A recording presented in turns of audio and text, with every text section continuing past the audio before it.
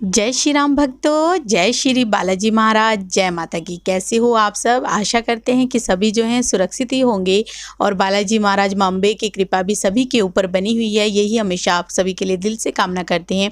तो आज फिर एक नई वीडियो के साथ आप सबके सामने हाजिर हैं।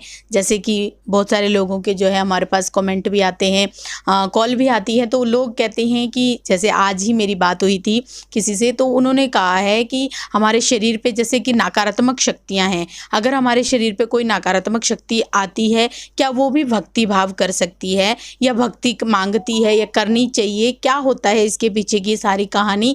तो अंत तक बने रहिए, तभी आपको सारी वीडियो समझ में आती है। अगर वीडियो अच्छी लगती है तो लाइक करें, शेयर करें, कमेंट करें, और अगर आप हमारे चैनल पे पहली बार ही देख रहे हैं तो चैनल को भी जरूर सब्सक्राइब करें, साथ में बेल आइकन है उसको प्रेस कर दें ताकि आने वाली हर एक वीडियो की नोटिफिकेशन सबसे पहले ही आपके फ़ोन में पहुंच जाए। चलिए शुरू करते हैं आज की वीडियो। जय श्री राम जी। जय श्री राम, जय श्री बालाजी महाराज। मेहंदीपुर की पवित्र कृपा आपके परिवार पर निरंतर बरसती रहे और मेरी माँ जगत जननी माँ भवानी अम्ब की कृपा आपके घर में अन्नपूर्णा रूप में वास करे। जय माता की, जय श्री राम, जय श्री बालाजी सरकार। क्या होता है कि जैसा कि मैं अपनी हर वीडियो में एक बात बोलता हूँ कि कोई भी आत्मा बुरी नहीं होती है।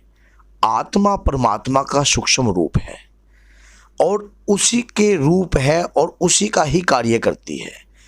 अब जैसा कि इन्होंने बोला कि नकारात्मक ऊर्जा, मान लो जिसके पीछे ऊर्जा आ गई, जिसके पीछे शक्ति आ गई, तो पॉजिटिव और नेगेटिव दो प्रकार की ऊर्जा इस सकारात्मक होती हैं, इस संसार में विचरती हैं, सकारात्मक ऊर्जा और नकारात्मक ऊर्जा। मान लो ऊर्जा का मीनिंग्स तो शक्ति है ना।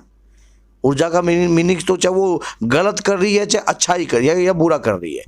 अब ये इंसान के ऊपर बात होती है कि वो जिस शरीर में कोई भी ऊर्जा वास करती है, जिस शरीर के अंदर कोई भी शक्ति वास करती है, चाहे वो नकारात्मक ऊर्जा हो, अब उस ऊर्जा को कैसे चलाना है।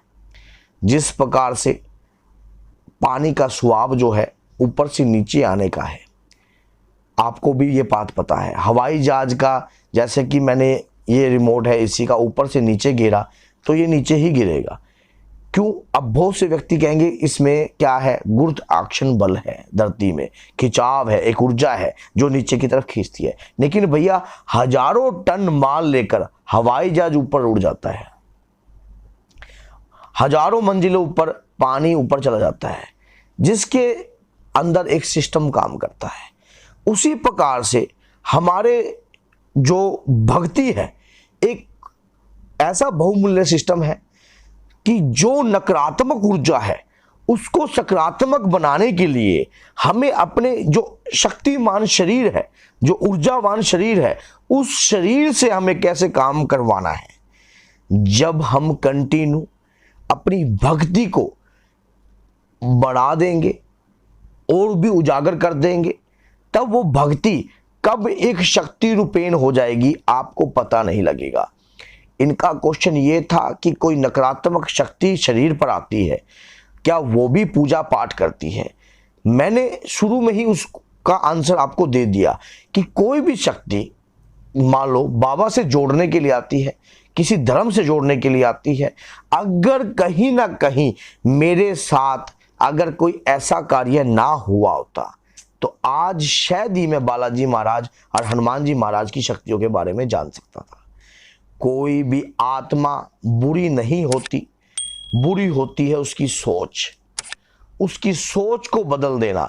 जिस प्रकार से कोई व्यक्ति बीड़ी सिगरेट पी रहा है, अगर उसको बता दिया जाए कि इसके पीने से तुम्हें ये नुकसान होता है और ये कार्य हो सकता है, और जब एक बार उसको झटका लग जाता है डॉक्टरी का, और जब उसको डॉक्टरी के प्रेशर में या किसी कारणवश उसका त्याग करना पड़ता है, उसी प्रकार जब कोई आत्मा शरीर के अंदर कोई प्रेत आत्मा वास करती है और जब हम उसको पढ़कर बताते हैं कि श्री गुरु चरण सरोज रज निज मन मुकर सवार, तो आप सोचो कि आप जब उसको पढ़ रहे हो शुरुआती तौर पर उसको कुछ नहीं समझ में आता, लेकिन जब धीरे धीरे धीरे धीरे उसकी ऊर्जा का बल जो है आप कम करते जाओगे और अपनी बाबा की कृपा को ऊपर बढ़ाते जाओगे, तब एक वक्त आएगा उस आत्मा को भी बदलने की शक्ति हम पैदा कर देंगे इस ऊर्जावान शरीर के माध्यम से, अपनी आत्मा से। अपनी आत्मा से उस आत्मा की शक्ति को हम बदल सकते हैं। कैसे? उसको परमात्मा का, जिस प्रकार से कोई आत्मा प्रेत योनि में है, आपने शिव पुराण में भी देखा होगा और भगवत गीता में भी, बहुत सी गरुड़ पुराण में भी देखा होगा, जब प्रेत योनि के अंदर आत्मा होती है तो हम उन्हें गीता का पाठ या कोई ऐसा कार्य करते हैं जब उससे बंधन मुक्त होती है।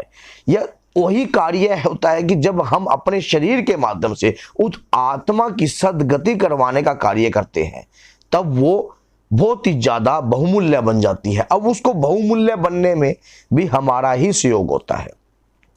हमारे शरीर पर कोई नकारात्मक ऊर्जा है, जब वो हमारा नुकसान कर रही है, तब तो हमें वो बुरी लग रही है। लेकिन सोचिए, एक बार आप सोचो, संभोज किया, आप एक बार तनिक इस प्रकार का विचार रखिए, जब वो बुरी है, जब वो इतना नुकसान कर रही है, अगर उसी आत्मा को हम परमात्मा का मार्ग दिखा दिया जाए, परमात्मा की शरण में डाल दिया जाए और उसको सही तरीके से चलना बता दिया जाए, तब वो बुरा कार्य कर रही है तो सकारात्मक ऊर्जा बनने के बाद वो कितना शुभ कार्य कर सकती है। कई बार हमने ये उदाहरण अपने बड़े बुजुर्गों से जरूर सुना होगा कि खोटा सिक्का कभी तो काम आता है। तो ये मत सोचो कि कोई आत्मा बुरी होती है, अगर वो आत्मा आपके शरीर में ना होती तो शायद ही आज आप मेरी वीडियो देख रहे होते। कहीं ना कहीं वो आत्मा ही आपको परमात्मा से मिलाने का कारण है, वो ही बीच का कंपेलन है। लेकिन इसके लिए आपको सही गुरु का सानिध्य की आवश्यकता है। जब तक आप सही गुरु के सानिध्य में नहीं जाओगे, तब तक किसी भी आत्मा को समझने की ताकत आपके पास नहीं होगी। किसी ने गलत इस वाक्य को नहीं लिखा कि गुरु ब्रह्मा, गुरु विष्णु, गुरुदेव महेश्वरा, गुरु साक्षात ब्रह्मा तस्मै श्री गुरुवे नमः। अब बहुत से व्यक्तियों का इस प्रकार से सवाल होगा कि सही गुरु आज के समय में मिलता कहाँ है? भैया, ढूंढने से तो भगवान भी मिल जाते हैं, भक्ति से तो मूर्ति में प्राण प्रतिष्ठा भी हो जाती है। और मानो तो भगवान है, नहीं मानो तो वो एक मूर्ति है। जब आप किसी गुरु के सानिध्य में जाते हो तो सही दृढ़ विश्वास से कार्य ऐसा पैदा कीजिए ना, ऐसा कर्म पैदा कीजिए कि गुरु की भक्ति आपके ऊपर कृपा मात्र बन जाए। कहीं ना कहीं आप में भी कमी होगी या उनमें भी कमी होगी, तब जाकर कोई चीज बदलती है। क्योंकि हमारे अंदर पेशेंस कम होता है। हम सोचते हैं कि कोई आत्मा शरीर पर आ गई और गुरु आज ही उस आत्मा को खत्म कर दे। नहीं, क्योंकि वो परमात्मा का सूक्ष्म रूप है। गुरु आपको रास्ता बताएगा कि किस तरीके से आपने इस आत्मा को शक्ति रूपेण बनाना है। और जब वो तरीका आपको आ गया, तब आप सोच के देखिए कि जब आप उसी आत्मा से, फिर आप ये नहीं कहोगे कि भैया तू मेरा शरीर छोड़ दे। अब सपोज कीजिए कि किसी के अंदर ब्रह्म राक्षस है। ब्रह्म राक्षस, आधा ब्रह्म आधा राक्षस, जिसमें दोनों शक्तियां विद्यमान हो। हम ब्रह्म राक्षस पे हमने कोई वीडियो नहीं बनाई, तो हम क्या पता ब्रह्म राक्षस पे भी वीडियो बनाएंगे। तो आप सोचिए कि एक सॉलिड चीज है, एक सॉलिड प्रेत है, एक सॉलिड शक्ति है। अब उस शक्ति को क्या आपके अंदर बदलने की ताकत हो सकती है? आप तो उसको तुरंत कहोगे भैया निकल जा।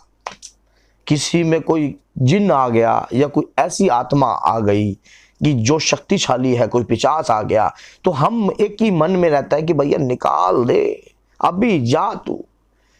हम ये देखिए कि जब वो बुरी है तब तो बुरा काम करेगी, अगर वो सही है तो सही काम भी करेगी। लेकिन सही करने के लिए सानिध्य की आवश्यकता होती है, पहचान की आवश्यकता होती है। जिसको आत्मा के बारे में सही तरीके का ज्ञान आ जाए, वही व्यक्ति आत्मा के बारे में समझ सकता है और उस आत्मा को परमात्मा का मार्ग दिखा सकता है। क्योंकि आत्मा सामने वाले को भी पागल बनाती है। आपके घर को तो घुमाती घुमाती है, जिसके पास जाते हो उसको भी घुमा देती है। कभी तो काली बन जाती है, कभी प्रेत बन जाता है, कभी किसी के घर का पितर बन जाता है। तो सही समझने के लिए तरीका भी तो चाहिए ना, वो ज्ञान चाहिए, वो विद्या चाहिए। तो ये चीजें आपको गहराई से समझ में आएंगी, ऐसे नहीं आएंगी। तो कोई आत्मा बुरी नहीं होती। कहने का तात्पर्य ये है, हमें अंदर की शक्ति को जगाकर उसको शुद्ध करना होता है और उस भक्ति को बढ़ाओ और उसे परमात्मा का मार्ग दिखाइए। परमात्मा का मार्ग तो क्या खाक दिखाएंगे हम एक जगह जुड़ते हैं, हमारे मन में डमाडोल हो जाता है, ऐसे होता है, क्योंकि हम रिजल्ट की कामना करते हैं। अब उसको प्रेत योनि में जाते वक्त तो लग गए 40 साल। आप सोचते हो एक दिन में आ जाए, एक दिन में शुद्ध हो जाए, तो वो तो परमात्मा के हाथ में है। जिस प्रकार हर वीडियो में मैं बोलता हूं कि मन चाही होती नहीं, प्रभु चाही तत्काल, बलि मांगे बैकुंठ को भेज दियो पताल। हमारे चाहने से तो बहुत कुछ हो सकता है, लेकिन परमात्मा के चाहने मात्र से ही, सोचने मात्र से ही तत्काल हो जाएगा। हम तो ये चाहते हैं कि अभी हो जाए, लेकिन उस चीज को पैदा भी तो करना पड़ता है। जिस प्रकार से फसल के अंदर एक बीज डाला जाता है, हमें एक प्रतीक्षा करनी पड़ती है कि कम से कम 6 महीने या इतने समय के बाद इस बीज का हमें फल प्राप्त होएगा। क्या हमें यह प्राप्त होता है कि हम इस तारीख को इतने बजे के इतने मिनट पर काट देंगे? वो तो हमारे को पता है कि भाई पता है संभावना, मान लो बरसात की संभावना और फसल पकी पड़ी है, तो आप तुरंत लगाओगे दर दर दर दर, बस काट दो भाई, क्या पता कब बरस जाए। तो उसी प्रकार से परमात्मा की कृपा कब बरस जाए ये पता नहीं होता। कोई आत्मा बुरी नहीं है, आपको बाबा से, शक्ति से, आपकी भक्ति से जगाने के लिए, आपके कर्मों को धोने के लिए आती है, इसीलिए आप उसको समझिए। लेकिन कई बुरी भी होती हैं, लेकिन समझने की ताकत होनी चाहिए। क्या बुरा व्यक्ति के अंदर भी दिल नहीं धड़कता था क्या? लेकिन सही करने का रास्ता भी तो पता होना चाहिए ना। तो बोलिए जय सीताराम, जय श्री बालाजी महाराज। मेहंदीपुर की पवित्र कृपा आपके परिवार पर निरंतर बरसती रहे, और मेरी माँ जगत जननी माँ भवानी अम्ब की कृपा आपके घर में अन्नपूर्णा रूप में वास करे। जय माता की।